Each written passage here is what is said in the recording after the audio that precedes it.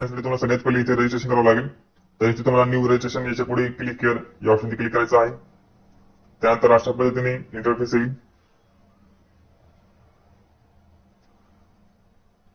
तर इथे तुम्हाला क्लोज ऑप्शन क्लिक करायचं आहे. त्यानंतर इथे स्क्रोल करा आणि इथे तुम्हाला आय अग्री मी सहमत आहे याच्यावरती क्लिक करा. त्यानंतर इथे खाली स्क्रोल करा. तर इथे तुम्हाला वैयक्तिक माहिती भरायची आहे. तर सगळ्यात पहिले उमेदवाराचे पहिले नाव तुमचं स्वतःचं नाव टाकायचं आहे.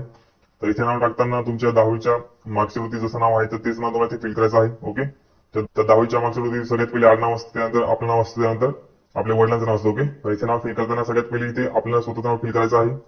त्यानंतर इथे मधलं नाव म्हणजे वडिलांचं नाव फिल करायचं आहे आणि त्यानंतर आडनाव फिल करायचं. ओके. तर अशा पद्धतीने नाव फिल करा. त्यानंतर मदर्स नेम विचारलेलं आहे, इथे आईचं नाव फिल करा. त्यानंतर फादर नेम इथे फिल करायचं आहे.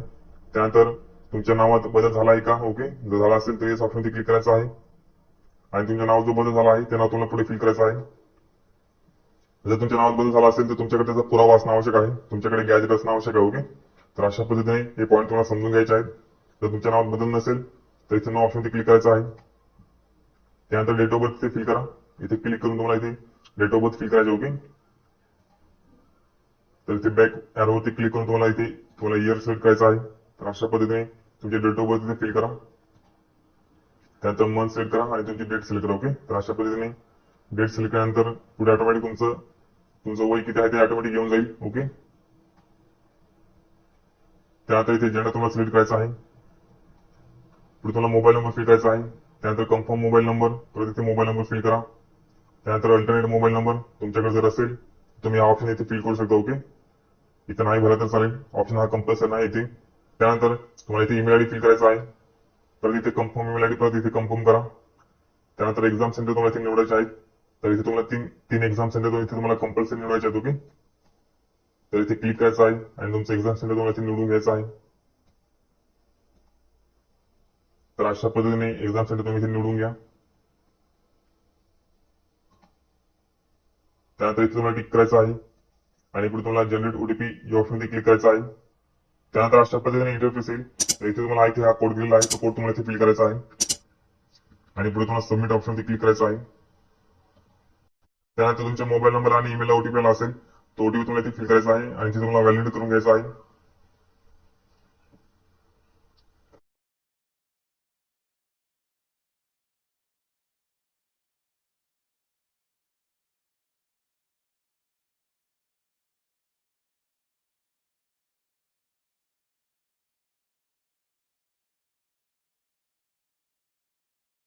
ओटीपी व्हॅलिडेट केल्यानंतर तुम्हाला इथे डिक्लेरेशन दिलेलं आहे, तुम्हाला इथे टिक करायचं आहे. त्यानंतर इथे तुम्हाला कोड दिलेला आहे, हा कोड तुम्ही इथे फिल करा. त्यानंतर रिव्हेरीफाय या ऑप्शनवरती क्लिक करायचं आहे. त्यानंतर तुमच्यासमोर ऑटोमॅटिक तुम्ही जी माहिती भरलेली आहे ती इथे बॉक्समध्ये येऊन जाईल. ओके. तर ही माहिती तुम्हाला चेक करून घ्यायची आहे. जर तुमची सर्व माहिती बरोबर असेल तर मग राईट साईडला बॉक्स दिले आहेत त्यावरती टिक करायचं आहे. जर तुमची माहिती चुकली असेल तर तुम्ही लगेच एडिट करून घ्यायचं. ओके. तुम्ही एकदा रजिस्ट्रेशन केलं तर तुम्हाला नंतर माहिती चेंज करता येणार नाही, त्यामुळे तुमची माहिती नीट चेक करून घ्या. त्यानंतर तुम्हाला ते कन्फर्म करायचं आहे.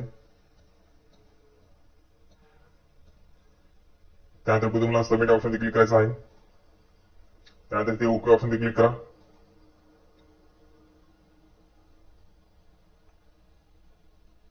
त्यानंतर अशा पद्धतीने तुम्हाला इथे नोट दिसेल तर तुमचं रजिस्ट्रेशन सक्सेसफुल झालेलं आहे. तुमचा आयडी पासून तुमच्या मेल आयडी येऊन जाईल. ओके. तर इथे तुम्हाला क्लोज ऑप्शन क्लिक करायचं आहे. त्यानंतर इथे तुम्हाला ऍप्लिकेशन डिटेल्स तुमची सर्व माहिती दिसेल. इथे तुम्हाला पोस्ट सिलेक्शन या ऑप्शन क्लिक करायचं आहे. त्यानंतर क्लिक हेअर टू अप्लाय या ऑप्शन क्लिक करा.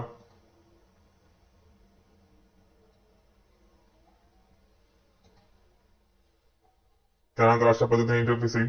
आता इथे तुम्हाला पर्सनल डिटेल्स, त्यानंतर ऍडिशनल डिटेल्स, कम्युनिकेशन डिटेल्स, त्यानंतर क्वालिफिकेशन आणि डॉक्युमेंट अँड पेमेंट या सर्व स्टेप तुम्हाला इथे कम्प्लीट करायच्या आहेत. ओके. तर सगळ्यात पहिले इथे तुम्हाला पोस्ट डिटेल्स, तर इथे अर्ज करण्यापूर्वी जाहिरात वाचण्याची खात्री करतो. ओके. म्हणजे तुम्ही सर्व जाहिरात वाचलेली आहे तर या बॉक्स इथे तुम्हाला टिक करायचं आहे.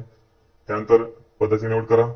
इथे तुम्हाला पोस्ट सिलेक्शन करायचं आहे. तर तुम्हाला ज्या पदासाठी अर्ज करायचा आहे त्या पदाचं नाव तुम्ही इथे सिलेक्ट करा. ओके.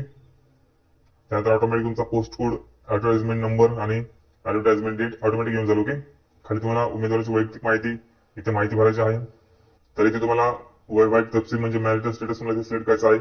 तर तुम्ही मॅरिड आहात का अनमॅरिड आहात तो ऑप्शन तुम्ही इथे सिलेक्ट करा. तर तुम्ही मॅरिड असाल पुढचा एक तुम्हाला ऑप्शन विचारला आहे की 28 मार्च 6 नंतर जन्मलेल्या मुलांमुळे तुमच्याकडे एकूण जिवंत मुलांची संख्या 2 पेक्षा जास्त आहे का? ओके, तर 2 पेक्षा जास्त तुम्हाला मुलं असतील तर तुम्हाला हे अप्लाय करता येणार नाही. ओके, तर तुम्हाला 1 किंवा 2 मुलं असतील तर तुम्ही ते अप्लाय करू शकता. तर तुम्हाला 2 पेक्षा कमी मुलं असले पाहिजे. ओके, तर इथे तुम्हाला नो ऑप्शन क्लिक करायचं आहे. ओके, तुम्ही जर इथे येस ऑप्शन क्लिक केलं तर तुम्हाला ते you are not eligible for this post असा एरर येईल. ओके, त्यामुळे तुम्हाला 2 पेक्षा कमी मुलं असतील तरच तुम्ही ते अप्लाय करू शकता. जर तुम्ही अनमॅरिड असाल तर इथे अनमॅरिड ऑप्शन तुम्ही इथे सिलेक्ट करा. त्यानंतर इथे तुम्हाला उमेदवाराचा अधिवास तपशील तर नॅशनॅलिटी इथे इंडियन सिलेक्ट करा. नंतर आपण महाराष्ट्र राज्याचे रहिवासी आहात का इथे येस ऑप्शन क्लिक करायचं आहे. त्यानंतर डोमासाईल सर्टिफिकेट तुम्ही कोणाकडून इश्यू केलं आहे त्या ऑथॉरिटीचं नाव इथे क्लिक करायचं आहे. तर तुम्हाला हे सर्टिफिकेट वरती भेटून जाईल. ओके, तर ज्या ठिकाणी तुम्हाला सिक्का दिलेला असतो तर त्या ठिकाणी ऑथॉरिटीचं नाव असतं तर ते नाव तुम्हाला इथे फिल करायचं आहे. त्यानंतर तुम्ही डोमासाईल कधी इश्यू केलेला आहे तर ती डेट तुम्हाला इथे फिल करायची आहे. ओके, आणि पुढे तुम्हाला डोमासाईल सर्टिफिकेट नंबर तुम्हाला इथे फिल करायचा आहे. जर तुमच्याकडे डोमासाईल सर्टिफिकेट नसेल तर तुम्ही ते बर्थ सर्टिफिकेट किंवा लिव्हिंग सर्टिफिकेट याच्याबद्दल माहिती ते देऊ शकता. ओके, तर तुम्हाला इथे ऑप्शन दिलेले आहेत. पुढे तुम्हाला अर्जदाराची जातपूर्वक माहिती तुम्हाला इथे कॅटेगरी तुम्हाला ते सिलेक्ट करायची आहे. ओके, तर इथे कॅटेगरी तुम्ही सिलेक्ट करा. त्यानंतर caste category certificate issue date तुम्ही डेट फिल करायची आहे. त्यानंतर कॅटेगरी सर्टिफिकेट नंबर तुम्हाला ते फिल करायचा आहे. ओके, त्यानंतर कास्ट व्हॅलिडिटी डेट तुमच्याकडे जर व्हॅलिडिटी असेल कास्ट व्हॅलिडिटी जर असेल तर डेट तुम्हाला ते फिल करायची आहे. जर नसेल तर ऑप्शन नाही भरत चालेल. त्यानंतर कॅन्डिडेट आयडेंटिफिकेशन डिटेल्स इथे तुम्हाला मार्क ऑफ विजिबल आयडेंटिफिकेशन तर तुमच्या शरीरावरती जर जन्मापासून एखादी खून असेल किंवा तीळ वगैरे असेल तर ते तुम्हाला इथे देऊ शकता. ओके, तर तुमच्या शरीरावरती तीळ वगैरे असेल तर त्याच्या सुद्धा तुम्ही इथे माहिती देऊ शकता. त्यानंतर आयडेंटिटी प्रूफ इथे विचारलेला आहे तर तुम्हाला इथे आयडेंटिटी प्रूफ निवडायचा आहे. तर pan card, driving licence, voter ID, passport, bank passbook तर याच्यापैकी तुमच्याकडे एक आयडी प्रूफ असलं पाहिजे. ओके, तर इथे मी पॅन कार्ड ऑप्शन सिलेक्ट करतो आणि त्यानंतर पॅन कार्ड नंबर तर तुम्ही इथे जे पण आयडी प्रूफ सिलेक्ट करणार आहात तर त्या आयडी प्रूफ तुमचं नाव असेल तेच नाव तुम्हाला फिल करायचं आहे.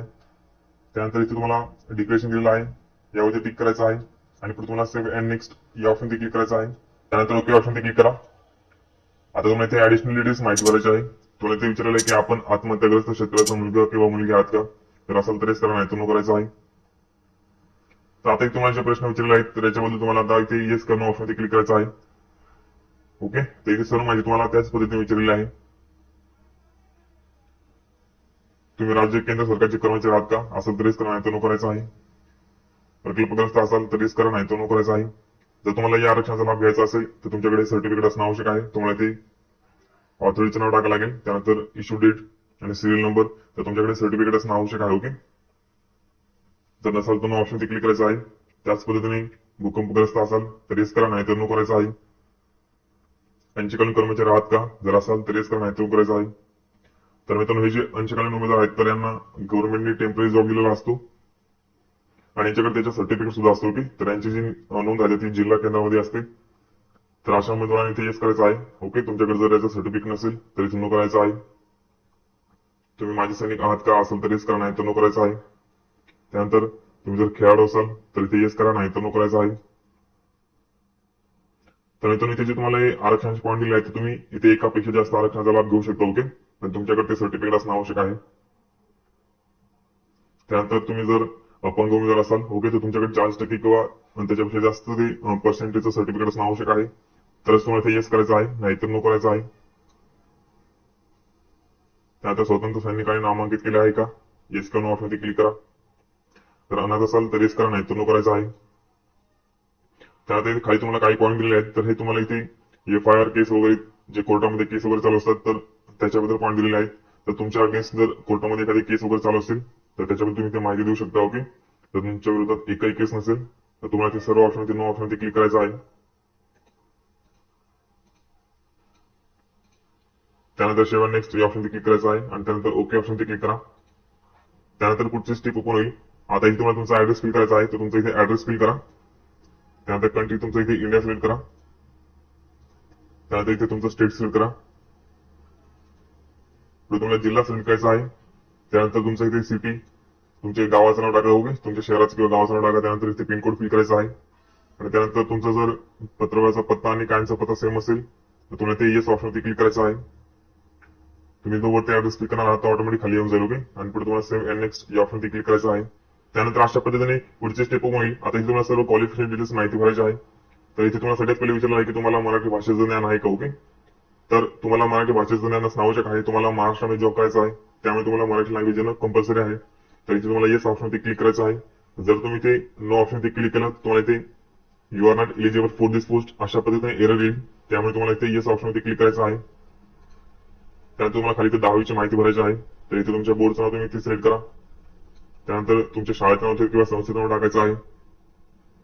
पुढे तुम्हाला 10वी असताना पर्सेंटेज किंवा सीजीपीए असतील तर तो ऑप्शन तुम्ही इथे सिलेक्ट करा.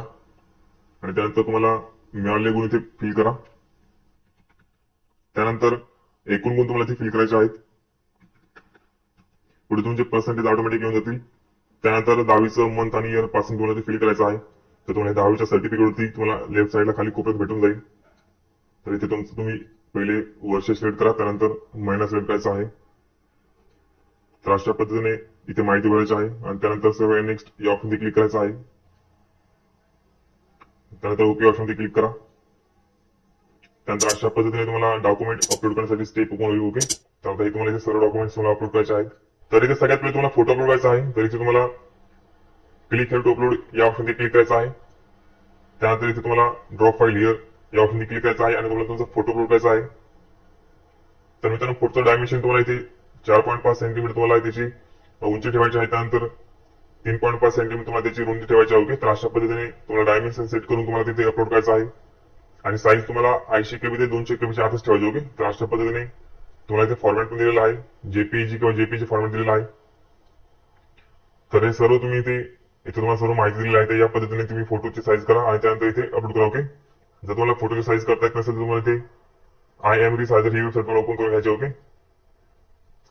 या वेबसाईट आल्यानंतर तुम्हाला इथे सिलेक्ट इमेज या ऑप्शनवरती क्लिक करायचं आहे आणि त्यानंतर तुमचा फोटो इथे अपलोड करा.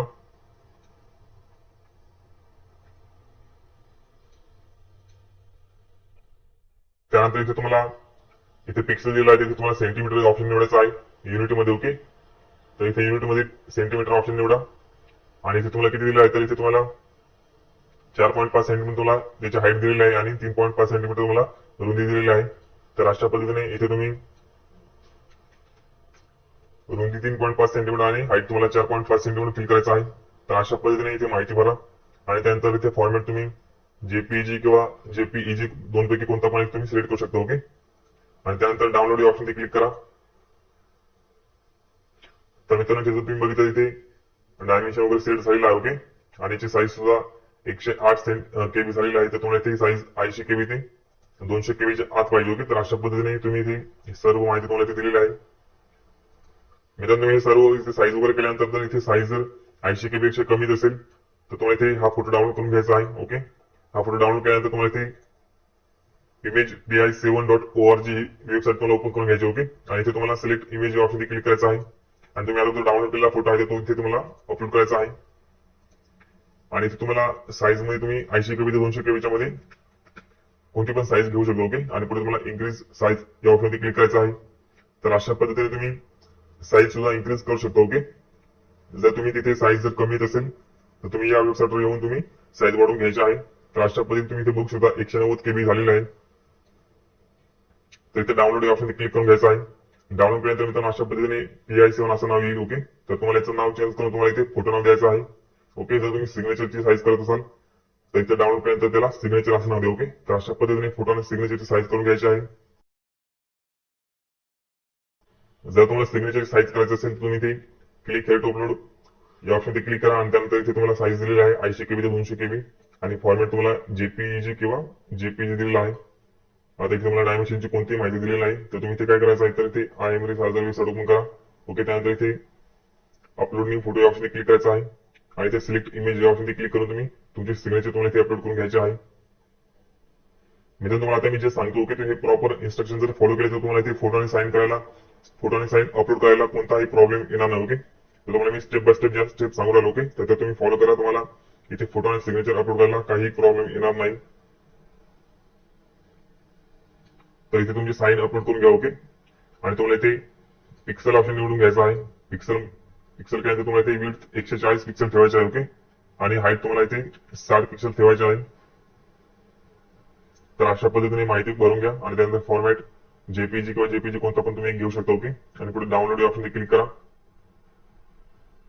तर तुम्ही इथे आता बघू शकता तुम्ही 140x60 पिक्सल झालेला आहे. फॉर्मॅट पण जेपीजी झालेला आहे. मग साईज इथे 11 KB झालेला आहे.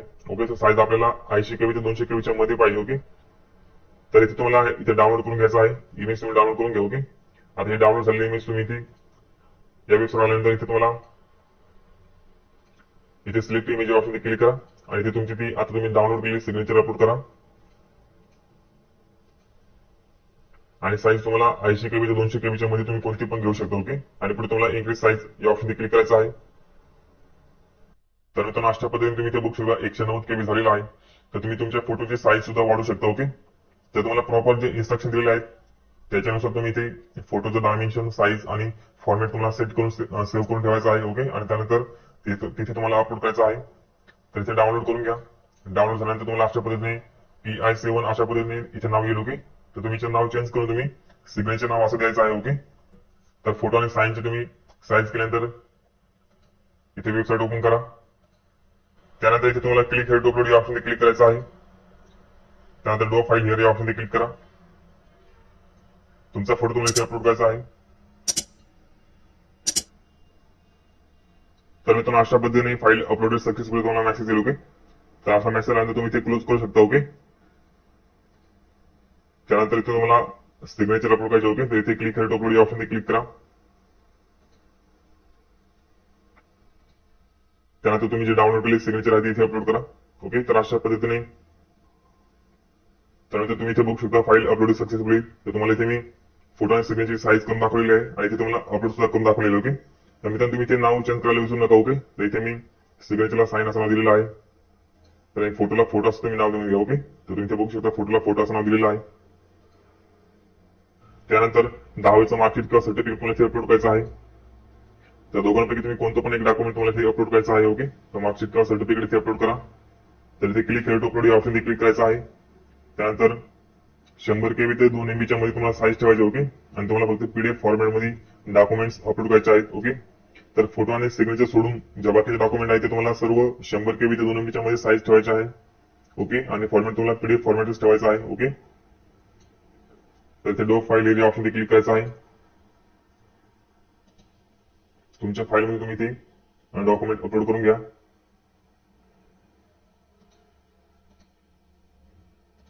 त्यानंतर अशा पद्धतीने फाईल अपलोड सक्सेसफुली मेसेज आला पाहिजे. ओके, तर इथे तुम्हाला मी फोटो, सिग्नेचर आणि 10वीचं डॉक्युमेंट तुम्हाला अपलोड करून दाखवलेलं आहे. ओके, तर तुम्हाला अशाच पद्धतीने जे बाकीचे डॉक्युमेंट आहेत तर ते तुम्हाला अपलोड करायचे आहेत. ओके,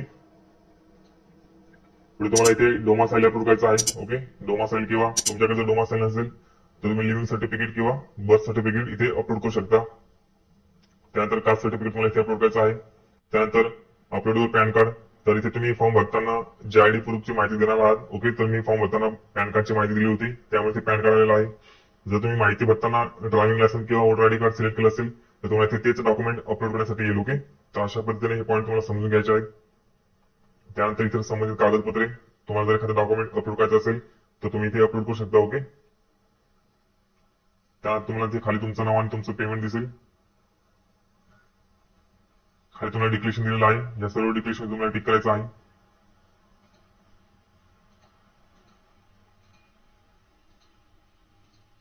मित्रांनो डॉक्युमेंट अपलोड केल्यानंतर तुम्हाला इथे व्ह्यू करून बघायचे. ओके, इथे व्ह्यू ऑप्शन क्लिक करायचं आहे. तर तुमचे सर्व डॉक्युमेंट्स व्ह्यू झाले पाहिजे. ओके, जर व्ह्यू होत असतील तरच तुम्हाला पुढे प्रोसेस करायची आहे. ओके, जर तुमचे डॉक्युमेंट जर इथे व्ह्यू होत नसतील तर तुम्हाला इथे लॉग आउट करायचं आहे.